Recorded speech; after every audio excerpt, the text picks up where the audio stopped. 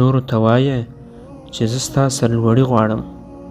خپل زړه د نورو د خیر غوښتنې او د مینې په ولولو ورغوه. له خلکو سره په بشپړ اخلاص او په زړه پورې چلند هغوی پر دې باوري کړه چې ته ورسره مینه لرې، ځکه له همدې لارې ته د خلکو زړونه لا خپلولی شي.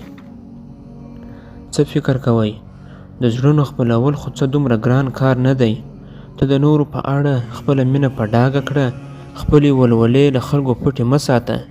ته له نورو سره مینه کوه نو خلک به هم خپله مینه درته په ډاګه کړي او په خپله خوله به درته وایي چې موږ هم د الله جل جلاله لپاره له تا سره مینه کوو، تر دې چې خپل دښمن ته هم ووایه چې ته ماته تر ډیرو خلکو ګران یې او ستا دغه خبره دروغ هم نه ده، ځکه هغه اختیا هم تا ته تر یهودو او نصاراو ډیر ګران دي او باید له هغوی نه درته ډیر ګران شي.